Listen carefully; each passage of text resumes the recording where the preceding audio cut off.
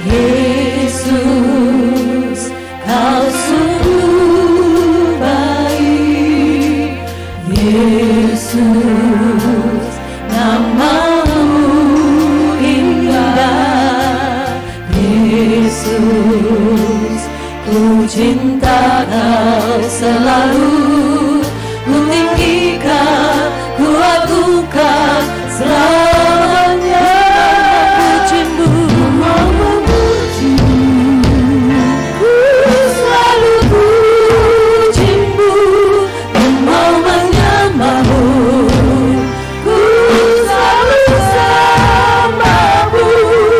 Kau yang layak terima semua pujian, kemuliaan hanya bagi Tuhan. Katakan dengan imanmu, katakan Yesus, Kau sungguh baik. Yesus, Kau sungguh baik. Yesus, nama-Mu indah. Nama-Mu indah. Yesus, ku cinta Kau selalu, ku tinggikan, ku agungkan selamanya. Pujimu, kami selalu pujimu, menyembah-Mu, selalu sembahmu. Kau yang layak terima pujian, terima pengakuan pujian, kemuliaan hanya bagi Tuhan. Pujimu Tuhan, ku selalu pujimu, ku mau menyembah-Mu, ku selalu sembah-Mu. Kau yang layak terima semua pujian, kemuliaan hanya bagi Tuhan. Semua kemuliaan dan keagungan hanya tertuju padamu Tuhan, padamu. Kau Raja dan Rajaku, sangat jiwa dan nafasku menyembah Yesus yang hidup dan kemuliaan, kemuliaan dan keagungan tertuju padamu Tuhan dan Rajaku, sangat jiwa dan nafasku menyembah Yesus yang hidup.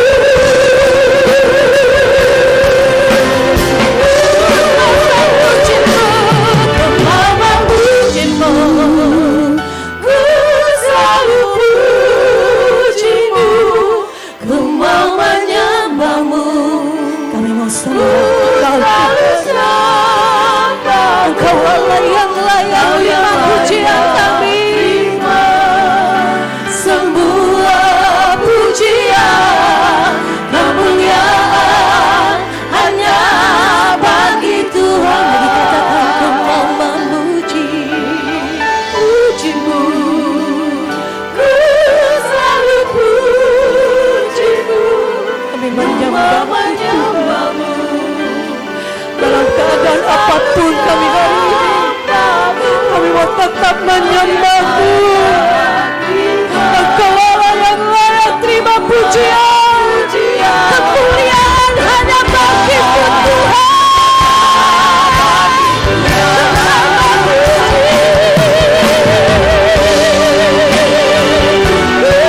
Selalu puji,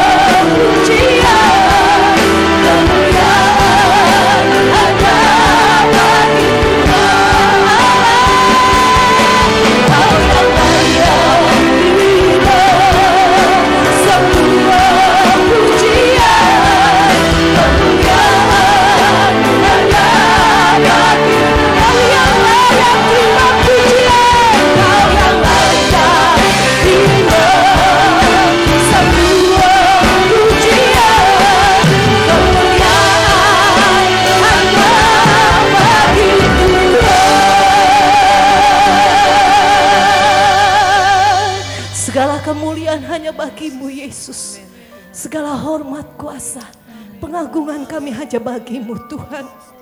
Kami bersyukur di tengah-tengah keadaan dunia saat ini kami masih bisa menyembah-Mu.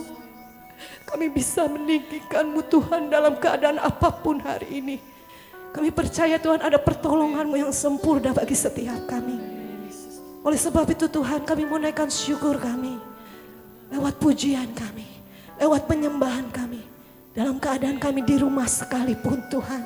Kami mau tetap mengangkat hati kami kepadamu.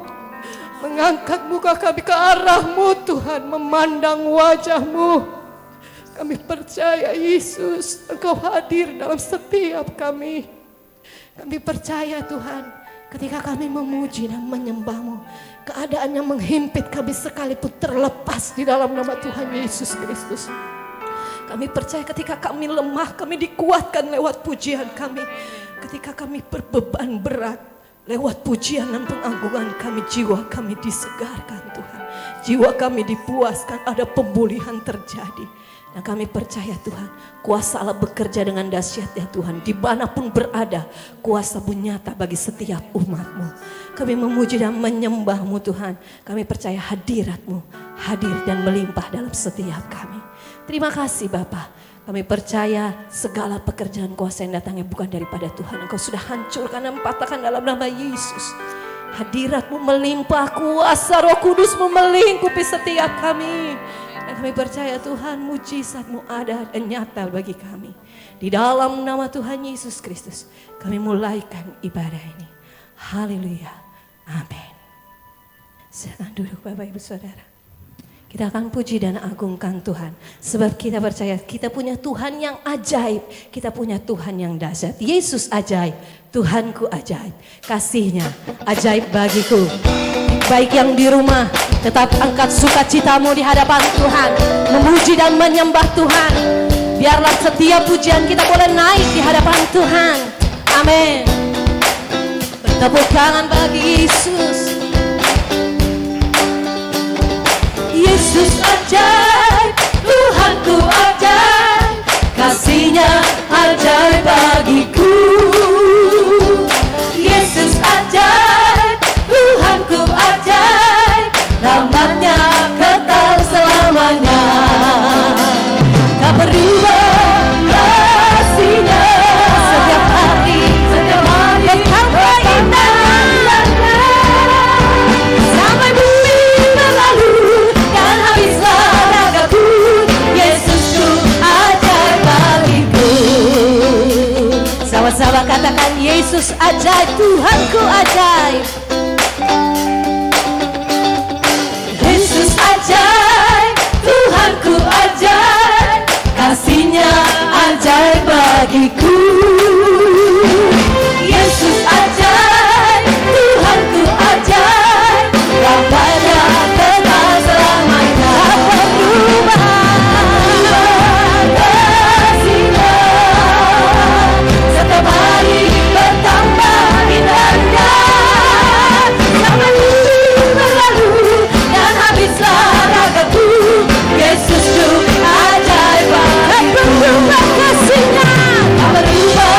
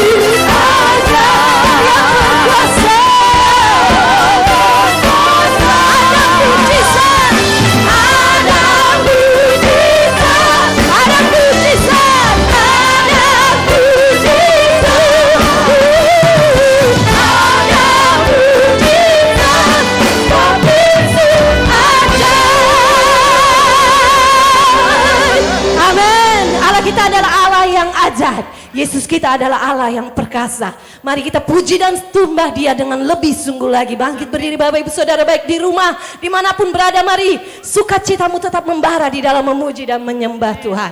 Ajaib Kau Tuhan, agung dan perkasa Engkau Yesus. Amin. Segala kemuliaan hanya bagi-Mu Tuhan.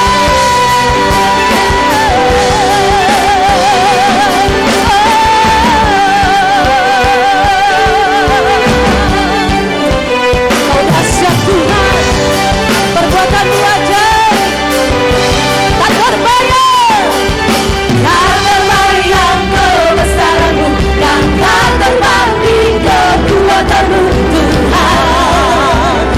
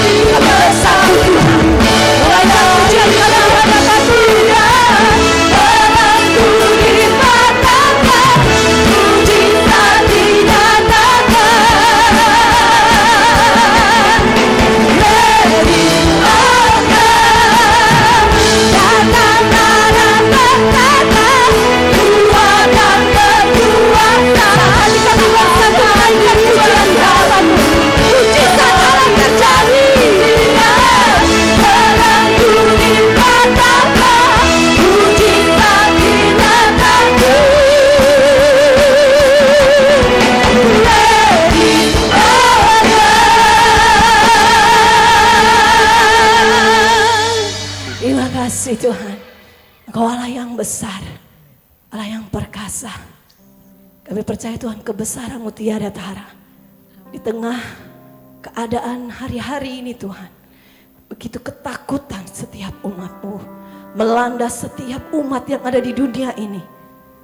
Tapi kami percaya Tuhan, ketika kami mengangkat tangan kami di hadapan-Mu, berseru memanggil nama-Mu, kami percaya Tuhan Engkau turun tangan, menyatakan kuasa dan kemuliaan-Mu bagi setiap kami umat-Mu Tuhan.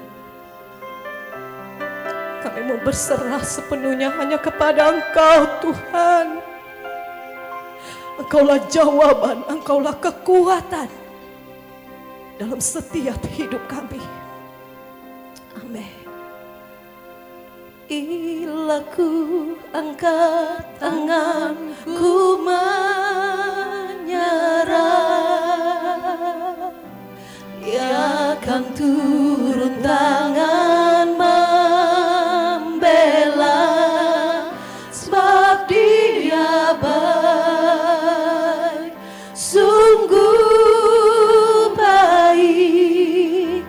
Mujizatnya kan dinyatakan.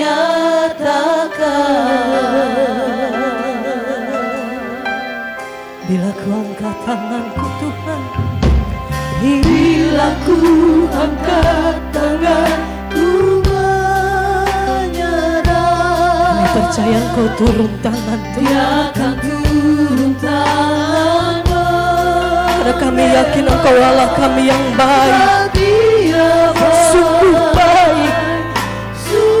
Kau tak pernah biarkan kami. Mujizatnya kan dinyatakan. Ku angkat tanganku, angkat tanganku menyerahkan semua beban hidupku padanya.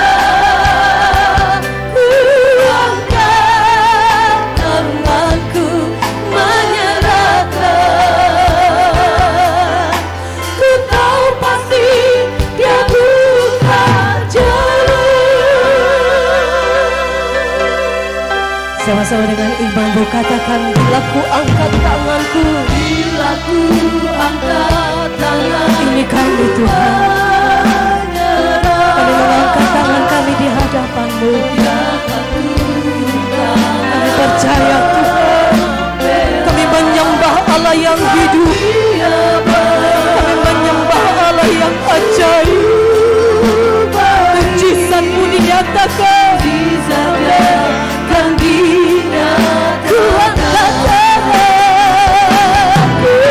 angkat tanganku menyerahkan semua beban hidupku padanya.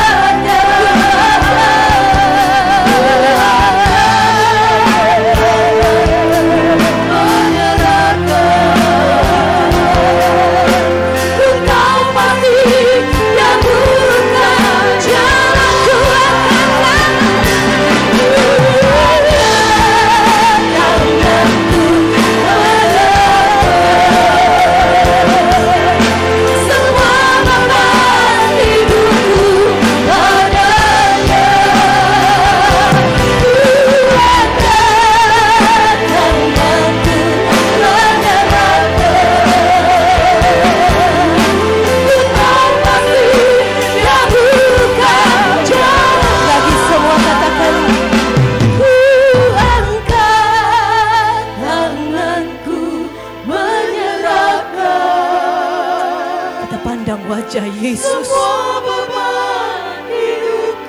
betapapun berat dan beban kita hari-hari ini menghadapi keadaan dunia yang semakin tidak menentu, mari mengangkat tangan di hadapan Tuhan. Kami perlu Engkau. Ku angkat tanganku,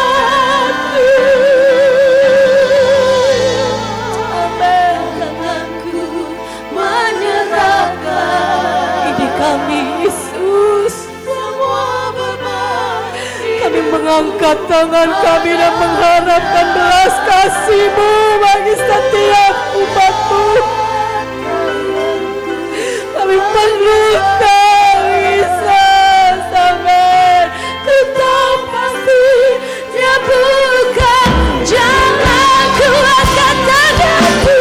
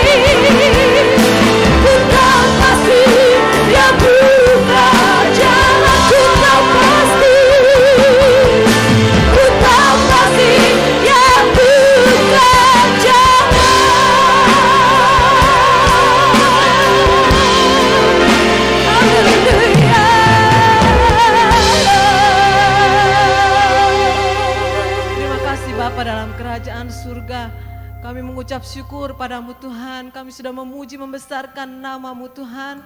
Biarlah puji-pujian kami boleh naik menjadi suatu persembahan yang berlayak dan berkenan di hadapan-Mu.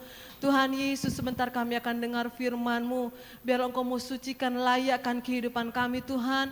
Biar firman-Mu sebentar yang dibentangkan oleh hamba-Mu boleh tertanam bertumbuh di tanah hati kami yang baik. Terima kasih Tuhan, kami sambut firman-Mu hanya di dalam nama Tuhan Yesus Kristus. Haleluya, amin.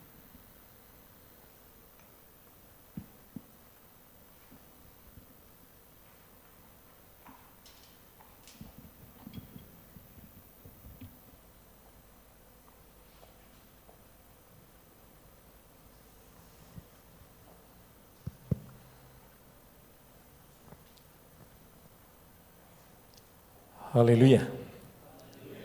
Haleluya. Haleluya.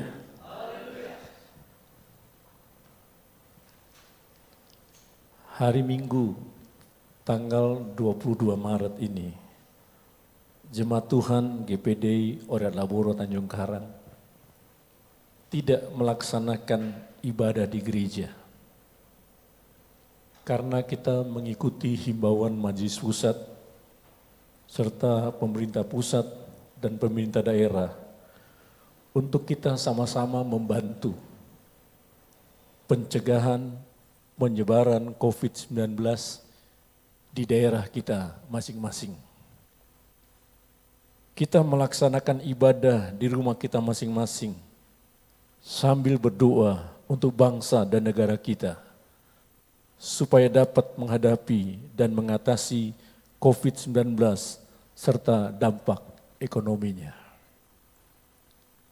Saat ini saya akan menyampaikan kebenaran firman Tuhan sesuai dengan keadaan atau situasi yang sedang terjadi di dunia dan juga di tengah bangsa dan negara kita. Judul firman Tuhan yang saya sampaikan adalah jangan takut. Ada perlindungan Tuhan bagi orang percaya. Puji Tuhan. Hari-hari ini dunia sedang dilanda dengan ketakutan. Termasuk bangsa dan negara yang kita cintai, Republik Indonesia ini. Atas merebaknya COVID-19. Tidak sedikit juga orang percaya takut dengan COVID-19 ini. Perasaan takut membuat kita menjadi bodoh dan tumpul. Perasaan takut membuat iman kita mati. Perasaan takut kita memandang masalah lebih besar daripada Tuhan yang kita percayai. Sebagai orang percaya, seharusnya kita tidak boleh ikut-ikutan takut menghadapi COVID-19 yang sedang merebak ini. Banyak kita melihat hari-hari ini, orang-orang di dunia ini, termasuk yang ada di tengah bangsa dan negara kita, mereka dihadapi dengan ketakutan karena wabah yang sedang merajalela. Karena wabah virus corona. Dan berapa banyak orang-orang di dunia ini, termasuk di tengah bangsa dan negara kita, yang sudah mengalami virus corona ini. Nah, sebagai orang yang percaya kepada Tuhan, kita tidak sama dengan orang yang tidak percaya. Mereka bisa takut, mereka bisa gentar, mereka bisa khawatir. Tetapi sebagai orang percaya, kita tidak boleh ikut-ikutan takut. Mengapa? Pertama, dalam 2 Timotius pasal 1 ayat 7, Allah memberikan kepada kita bukan roh ketakutan, melainkan roh yang membangkitkan kekuatan.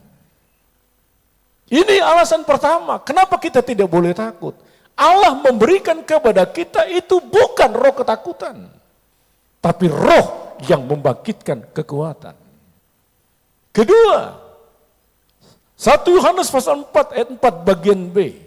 Roh yang ada di dalam kita lebih besar daripada roh yang ada di dunia ini. Tuhan berikan rohnya dalam hidup kita. Roh itu lebih besar dari roh yang ada di dunia. Termasuk apa yang sedang melanda dunia dan bangsa kita ini. Roh yang ada di dalam kita lebih besar dari COVID-19.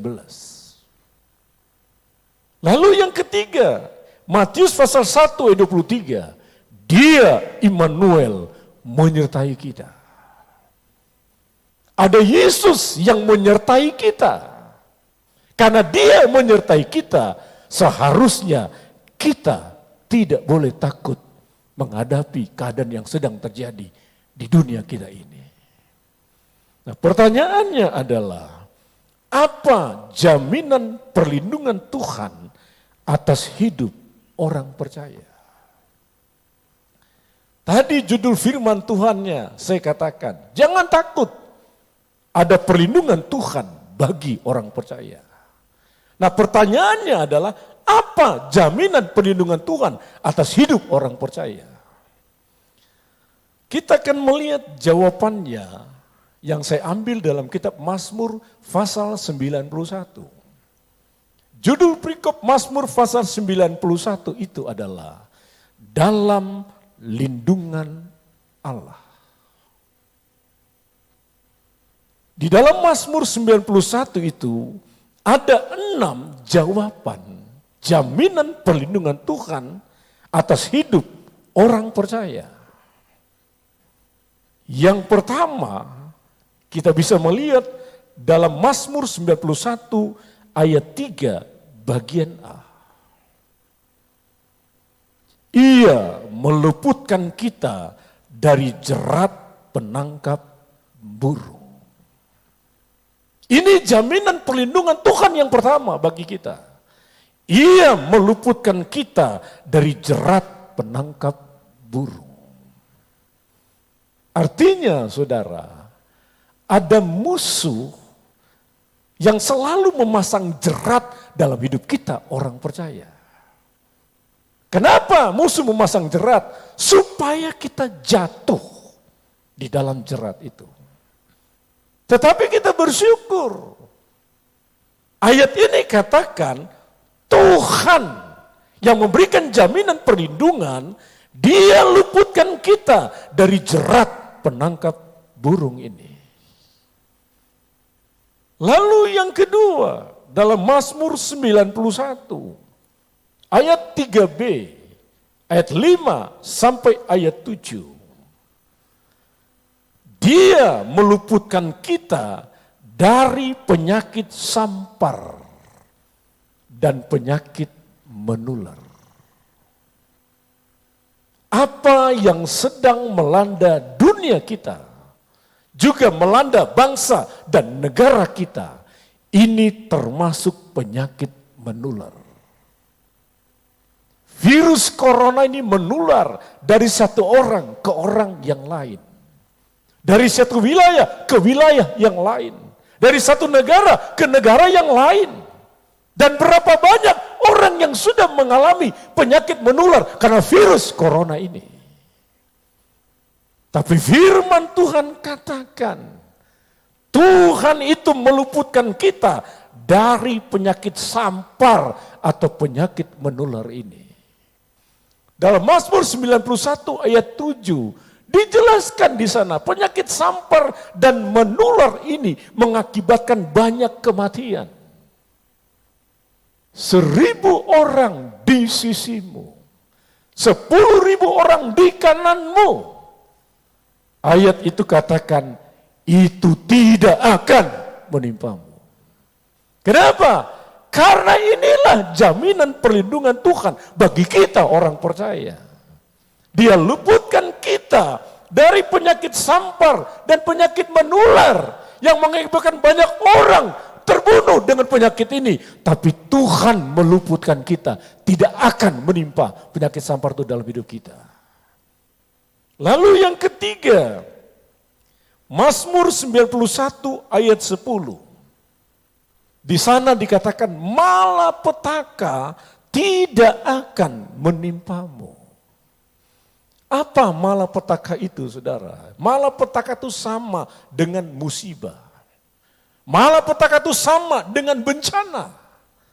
Waktu malapetaka datang, waktu musibah datang, waktu bencana datang di dalam dunia ini, itu tidak akan menimpa orang-orang yang percaya kepada Tuhan.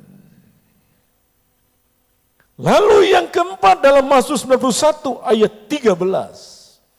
Di sana dikatakan singa dan ular tedung engkau langkahi dan engkau injak. Singa, ular itu, singa dan ular itu gambaran daripada iblis. Singa berbicara musuh yang kelihatan. Ular tedung berbicara musuh yang tidak kelihatan. Kalau orang diperhadapkan dengan singa, saudara, karena singa itu besar, tidak mungkin orang tidak melihat singa itu. Makanya dia bisa lihat musuh yang kelihatan singa ini. Tetapi ular, karena dia menjalar di bawah tanah, seringkali kita tidak bisa melihat, lalu dia memagut seseorang. Tapi firman Tuhan katakan, singa dan ular tedung yang menjadi musuhmu, yang menjadi lawanmu, yang siap menerkam dan memagutmu. Tuhan katakan kita bisa langkai dan injak singa dan ular tedung ini. Lalu yang kelima, Mazmur 91 ayat 15. Bila ia berseru kepadaku, aku akan menjawab. Ini jaminan perlindungan yang kelima.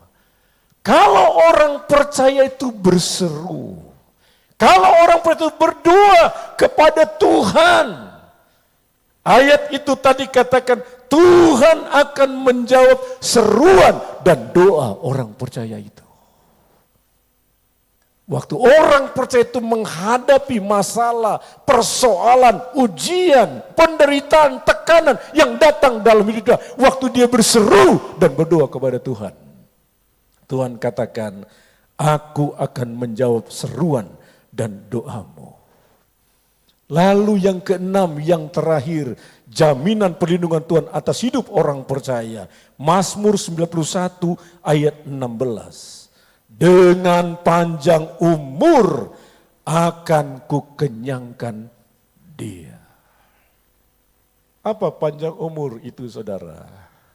Panjang umur itu artinya panjang hidupnya di dunia ini. atau lama hidupnya di dunia ini. Tuhan katakan jaminan perlindunganku atas orang percaya. Aku akan buat panjang hidupnya atau hidupnya lama di dalam dunia ini. Puji Tuhan. Lalu timbul pertanyaan lagi. Kalau ada jaminan perlindungan Tuhan atas hidup orang percaya, bagaimana cara Tuhan melindungi orang percaya itu? Tuhan katakan ada jaminan perlindungan kuberikan kepada orang percaya. Tetapi pertanyaannya bagaimana cara Tuhan melindungi orang percaya itu?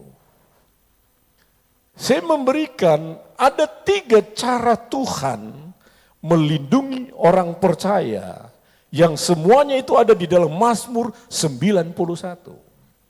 Cara Tuhan yang pertama kita bisa melihat dalam Mazmur 91 ayat 4a dan ayat 4b. Cara Tuhan pertama dikatakan dalam ayat itu, Tuhan melindungi orang percaya dengan kepaknya atau dengan sayapnya. Waktu kita melihat isi ayat ini, saudara, pemazmur di sini mengambil ilustrasi sayap burung sebagai perlindungan Tuhan. Saya mau katakan kepada kita semua, sayap burung merupakan contoh luar biasa dari rancangan Tuhan. Kadang kita tidak mengerti, saudara, cara Tuhan ini. Apa hubungannya sayap burung dengan perlindungan Tuhan? Nah, kita akan lihat, saudara, sayap burung itu memiliki bagian licin dan bagian lembut. Bagian licin sayap burung itu memiliki semacam tulang-tulang keras dengan kait-kait mungil yang terjalin seperti resleting pakaian. Itu ada di mana? Di sayap burung yang licin. Tetapi ada lagi, sayap burung bagian lembut. Itu menjaga burung tetap hangat. Jadi dari sayap burung itu ada 2 bagian di sana, saudara. Dan 2 bagian sayap burung itu melindungi burung tersebut dan anak-anaknya dari terpan angin dan hujan. Jadi sayap burung itu fungsinya melindungi burung itu. Waktu datang terpan angin dan datangnya hujan menimpa mereka, sayap burung ini melindungi mereka. Bahkan sayap burung ini juga melindungi anak-anak burung dari terpan angin dan hujan itu. Nah, tadi dikatakan cara Tuhan melindungi umatnya, dia lindungi dengan kepaknya. Dengan dia lindungi dengan sayapnya. Nah, kata dengan kepaknya atau dengan sayapnya ini merupakan gambaran penghiburan dan perlindungan Tuhan atas umatnya. Waktu Tuhan katakan dengan kataku, dengan sayapku, artinya aku akan berikan penghiburan dan perlindungan terhadapmu orang-orang yang percaya kepadaku. Kedua, saudara, cara Tuhan melindungi orang percaya. Mazmur 91 ayat 4 bagian C. Ditulis di sana dengan kesetiaannya. Yang pertama dengan kepaknya atau dengan sayapnya. Lalu cara Tuhan kedua melindungi orang percaya dengan kesetiaannya. Ditulis dalam ayat itu, kesetiaan Tuhan itu seperti perisai dan pagar tembok. Kesetiaan Tuhan seperti perisai dan pagar tembok. Perisai dan pagar tembok itu, saudara, menggambarkan perlindungan yang tahan goncangan mampu meluputkan dari ancaman bahaya. Waktu Tuhan katakan, aku akan melindungimu dengan kesetiaanku. Kesetiaanku akan seperti pagar tembok, seperti perisai. Artinya, waktu engkau ada dalam pelindunganku, engkau tuh dilindungi seperti pagar tembok yang melindungi hidupmu. Lalu waktu datang serangan musuh, panah-panah musuh menyerangmu, aku akan menjadi perisai yang menolak ancaman-ancaman bahaya itu dalam hidupmu. Luar biasa saudara.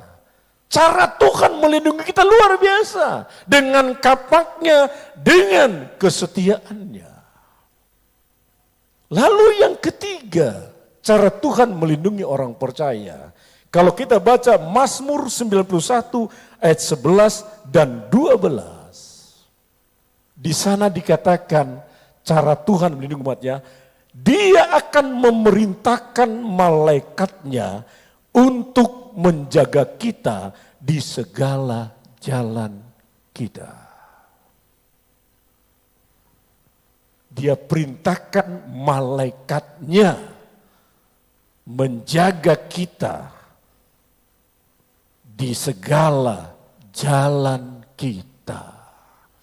Di mana saja kita berjalan, di daratkah, di lautkah, di udarakah, ada malaikat Tuhan yang Tuhan perintahkan menjaga kita di sepanjang jalan kita. Kalau kita membaca Mazmur 34 ayat 8, bunyinya seperti ini. Malaikat Tuhan berkemah di sekeliling orang-orang yang takut akan Dia, lalu meluputkan mereka. Waktu kita perhatikan ayat ini saudara, luar biasa. Tuhan itu waktu berikan perlindungan kepada orang percaya, Dia kirim malaikat itu berkemah di sekeliling orang percaya. Kalau dikatakan malaikat Tuhan berkemah, berarti lebih dari satu malaikat Tuhan yang melindungi kita. Dan malaikat Tuhan itu seperti berkemah mengelilingi kita. Nah, waktu malaikat Tuhan berkemah mengelilingi kita, aman kita di dalamnya. Kenapa? Ada malaikat yang menjaga kita dan melindungi kita. Datang musuh, datang serangan apapun, kita aman. Kenapa? Ada malaikat yang berkemah mengelilingi kehidupan kita. Kalau kita baca cerita tentang Nabi Elisa dengan bujangnya, di dalam 2 Raja-Raja pasal 6 ayat 15 sampai 17. Waktu itu Raja Aram sangat marah. Kenapa? Karena selalu gagal menyerang Israel, selalu gagal. Lalu dia tanya kepada semua prajuritnya, pegawai-pegawainya, siapa yang berkhianat yang membocorkan semua rencana kita? Lalu pegawainya katakan, tidak ada yang berkhianat Tuanku. Tapi di sana ada abdi Allah yang bernama Elisa. Dia yang mengagalkan semua rencana-rencana kita hingga kita gagal. Di mana dia tinggal? Di Dotan. Lalu raja mengirim pasukan keretanya yang besar. Lalu dikelilingilah kota Dotan itu dengan tentara Aram yang besar. Lalu bujang Elisa dia keluar, dia lihat. Dia katakan, Tuanku, banyak tentara musuh yang mengelilingi kita. Yang akan mengalahkan kita, yang akan membinasakan kita. Tapi Nabi Elisa katakan kepada bujangnya. Lalu dia bilang, Tuhan bukakan mata bujangku ini. Lalu Tuhan bukakan mata bujang itu. Apa yang bujang ini lihat? Kereta berkuda yang berapi. Banyak di sekeliling gunung itu. Lebih banyak daripada tentara musuh. Siapa kereta kuda berapi itu? Malaikat Tuhan yang Tuhan utus melindungi abdi Allah itu. Jadi cara Tuhan itu luar biasa. Kalau dia melindungi kita, dia perintahkan malaikatnya untuk menjaga kita di segala jalan kita. Supaya kita aman dalam hidup ini. Kalau kita lihat begini, apa yang kita perlu takutkan, saudara? Banyak orang dilanda dengan ketakutan di dunia ini. Termasuk di dalamnya orang percaya. Seharusnya kita tidak boleh ikut-ikutan takut. Karena ada Tuhan kita yang memberikan jaminan perlindungan. Supaya apa dia berikan perlindungan? Supaya kita aman. Supaya kita tenang, supaya kita mampu menghadapi itu semua. Karena ada perlindungan Tuhan yang melindungi kehidupan kita. Pertanyaannya lagi adalah, bagaimana orang percaya mengalami jaminan perlindungan Tuhan ini? Waktu Tuhan katakan ada jaminan perlindungan yang kuberikan kepadamu. Dan aku pakai cara kepaku melindungimu. Kesetiaanku melindungimu. Ada malaikatku yang kutus melindungimu. Pertanyaannya bagaimana orang percaya mengalami jaminan perlindungan Tuhan ini?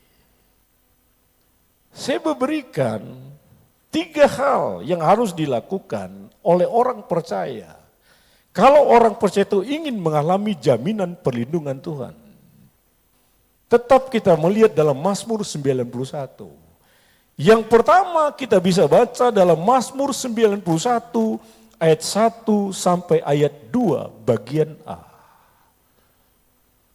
Yang harus kita lakukan supaya kita bisa mengalami jaminan perlindungan Tuhan adalah kita harus menjadikan Tuhan sebagai tempat perlindungan kita.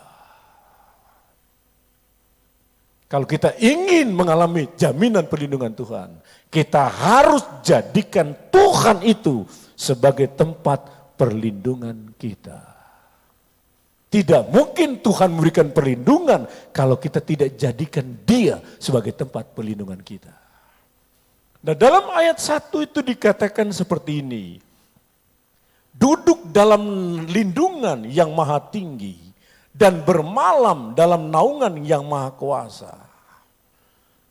Bunyi kalimat ayat itu, saudara, sama dengan ayat 14-nya. Yang ditulis seperti ini, hatinya melekat kepada Tuhan. Orang percaya yang menjadikan Tuhan sebagai tempat perlindungannya, orang percaya itu hatinya melekat kepada Tuhan. Kalau dia tidak melekat kepada Tuhan, dia tidak bisa menjadikan Tuhan sebagai tempat perlindungannya. Hatinya melekat kepada Tuhan. Kata ini menggambarkan, saudara, pertama, memiliki hubungan pribadi yang intim dan erat dengan Tuhan. Waktu orang percaya itu dikatakan hatinya melekat kepada Tuhan, berarti orang percaya itu memiliki hubungan pribadi yang intim dan erat dengan Tuhannya. Nah, orang yang seperti ini, saudara, apapun yang terjadi dalam hidupnya tidak akan dapat menggoyahkan imannya. Karena dia punya hubungan yang intim dan erat dengan Tuhannya. Apapun yang terjadi di sekitarnya, di dunianya, tidak akan menggoyahkan imannya. Inilah gambaran, saudara, orang yang menjadikan Tuhan sebagai tempat perlindungannya. Hati orang itu melekat dengan Tuhannya. Lalu hati yang melekat kepada Tuhan ini digambarkan yang kedua adalah seperti hubungan suami istri. Hubungan suami istri, saudara, adalah hubungan yang sangat pribadi. Mereka sangat mengenal pasangan hidupnya sampai tidak ada lagi yang tersembunyi dari pasangan hidupnya. Mereka mengenal secara pribadi pasangan hidupnya. Nah, orang percaya yang hatinya melekat kepada Tuhan, dia mengenal siapa Tuhannya itu. Tuhannya itu adalah mempelai laki-laki, dia adalah mempelai perempuan. Dan dia kenal siapa Tuhannya itu. Karena hatinya melekat dengan Tuhannya. Coba kita membaca Mazmur 91 ayatnya yang ke-9. Apa yang ditulis di sana? Saya bacakan. Sebab Tuhan ialah tempat perlindunganmu, yang maha tinggi telah kau buat tempat perteduhanmu. Ini orang yang menjadikan Tuhan sebagai tempat perlindungannya. Waktu Tuhan lihat orang yang seperti ini, saudara, Tuhan katakan, aku akan memberikan perlindungan terhadap hidupmu. Kepakku, kesetiaanku, malaikatku akan kuperintahkan untuk melindungi kehidupanmu.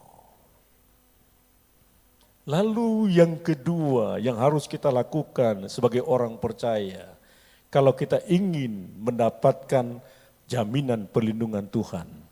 Mazmur 91 ayat 2 bagian B. Percaya kepada Tuhan, Allahku yang kupercayai.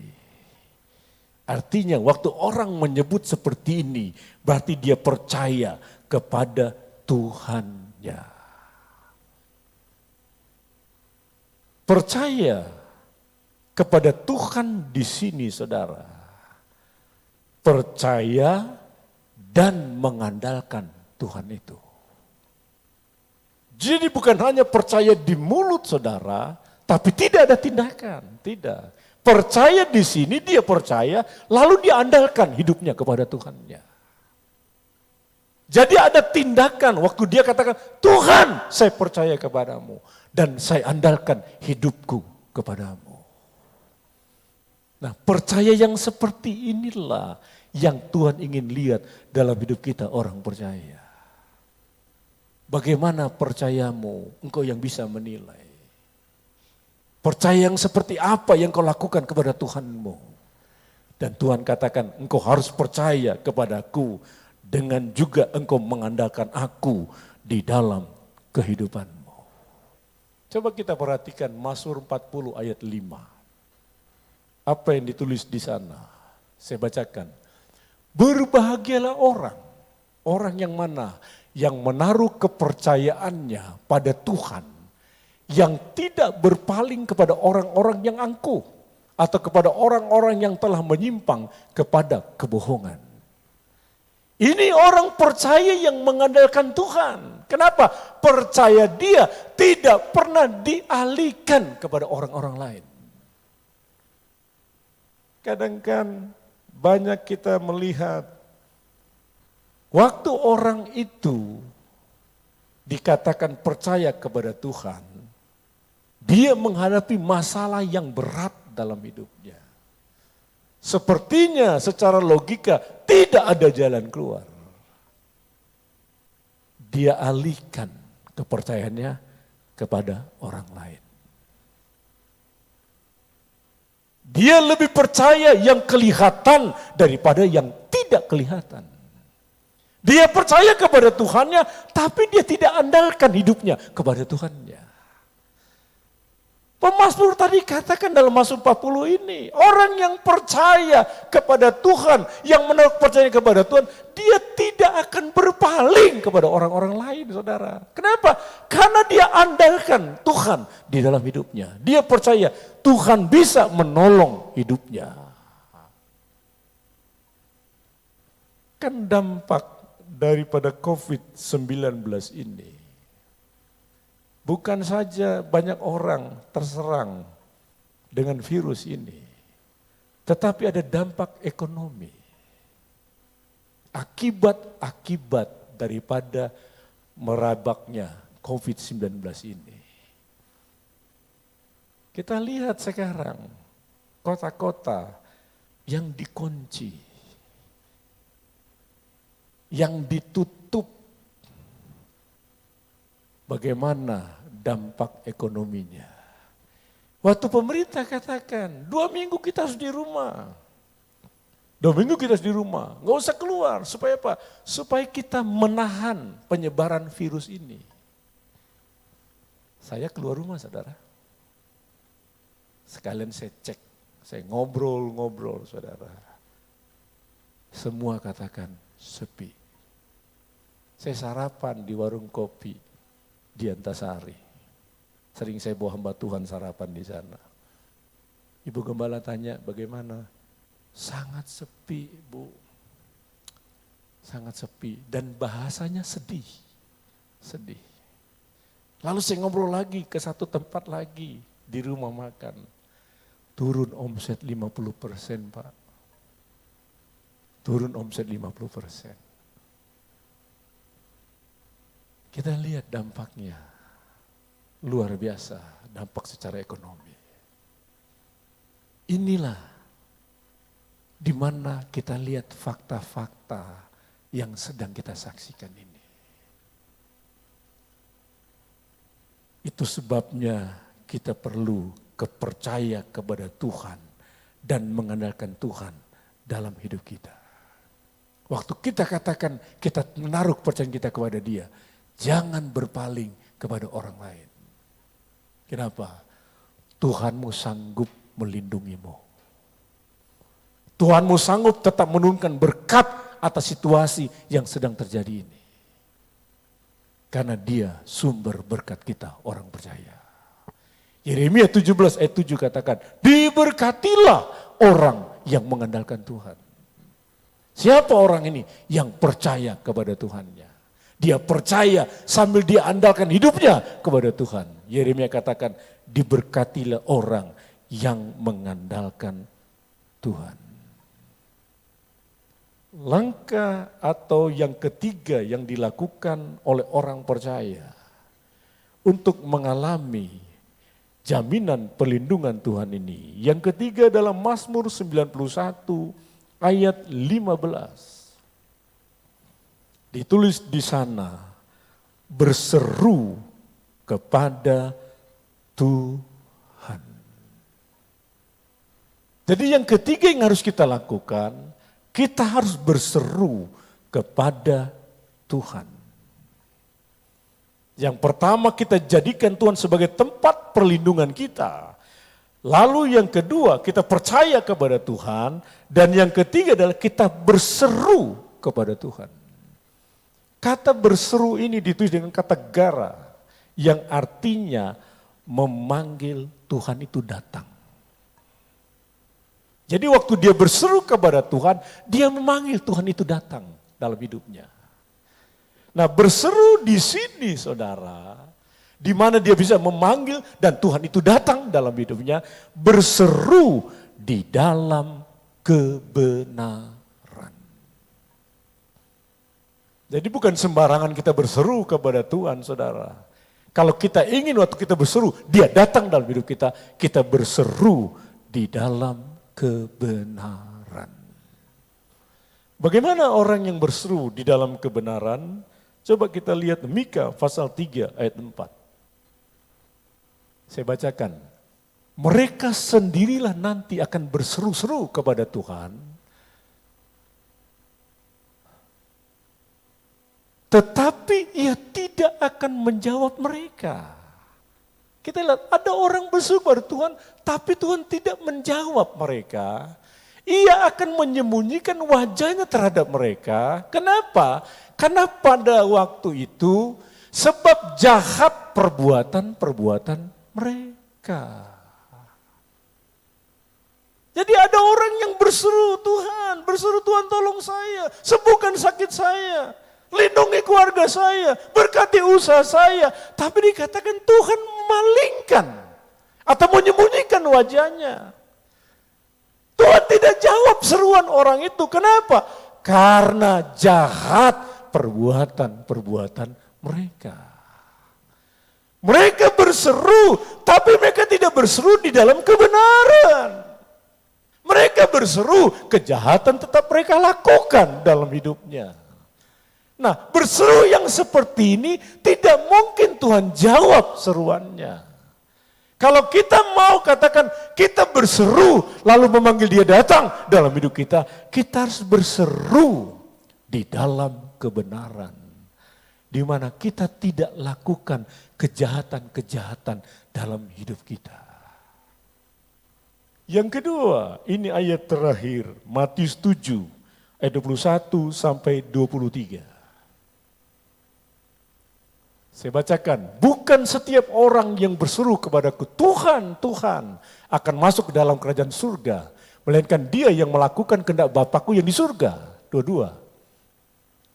Pada hari terakhir banyak orang akan berseru kepadaku, Tuhan, Tuhan, bukankah kami bernubuat demi namamu, mengusir setan demi namamu, mengadakan banyak mujizat demi namamu juga. Pada waktu itulah aku akan berterus terang kepada mereka dan berkata, aku tidak pernah mengenal kamu. Enyahlah daripadaku, kamu sekalian pembuat kejahatan. Ada orang yang berseru, Tuhan, Tuhan, Tuhan. Dan orang ini bukan orang biasa. Bukan orang percaya biasa. Bukan orang Kristen biasa. Mereka punya karunia. Apa karunianya? Tampilkan ayat 22. Kita lihat di sana karunianya. Dia bisa bernubuat. Itu kan orang percaya dapat karunia Tuhan. Lalu yang kedua, dia bisa mengusir setan. Lalu yang ketiga, dia bisa mengadakan banyak mujizat. Ini kan orang yang punya karunia, saudara. Bernubuat itu karunia. Ngusir setan itu karunia. Melakukan mujizat itu karunia yang ada dalam hidup orang itu. Tapi ayat ini katakan orang-orang yang punya karunia itu mereka berseru Tuhan, Tuhan. Tapi Tuhan tidak mendengar. Kenapa? Tuhan katakan enyahlah daripadaku. Karena kamu sekalian pembuat kejahatan. Di sini kita belajar. Orang yang bisa mendapatkan karunia belum tentu hidupnya benar. Belum tentu hidupnya benar. Karunia kalau udah Tuhan kasih ya silakan. Pakailah karunia itu kata Tuhan. Tapi kalau engkau melakukan kejahatan, enyah dari hadapanku. Ngeri loh saudara. Ini firman Tuhan yang berkata. Makanya kalau kita ingin berseru, gara, datanglah Tuhan dalam hidupku. Kita harus berseru di dalam kebenaran.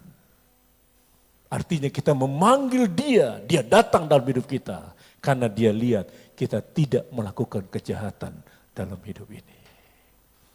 Mari saudara-saudara jemaat Tuhan yang ada di rumah, di mana saja kalian berada. Kita sedang menghadapi situasi yang tidak menyenangkan. Dunia sedang dilanda dengan COVID-19. Bangsa dan negara kita sedang dilanda juga dengan COVID-19 yang sama. Yang sedang merebak di dunia kita ini. Kita perlu jaminan perlindungan Tuhan. Dan Tuhan katakan, aku berikan perlindunganku kepadamu. Dengan cara kepakku, kesetiaanku, aku kirimkan atau utus malaikatku menjaga melindungimu. Tapi harus ada yang kau lakukan dalam hidupmu. Supaya jaminan perlindunganku terjadi dalam hidupmu. Yang pertama, engkau harus jadikanku sebagai tempat perlindunganmu. Lalu yang kedua, engkau harus percaya kepadaku. Dan yang ketiga, engkau harus berseru kepadaku, berseru di dalam kebenaran. Waktu engkau lakukan 3 hal ini dalam hidupmu, engkau tidak usah takut melihat apa yang sedang terjadi. 1.000 rebah di sisimu, 10.000 rebah di kananmu, itu tidak akan menimpamu. Kenapa? Ada jaminan perlindungan Tuhan yang kuberikan dalam kehidupanmu. Mari kita berdoa. Nanti Ibu Gembala berdoa.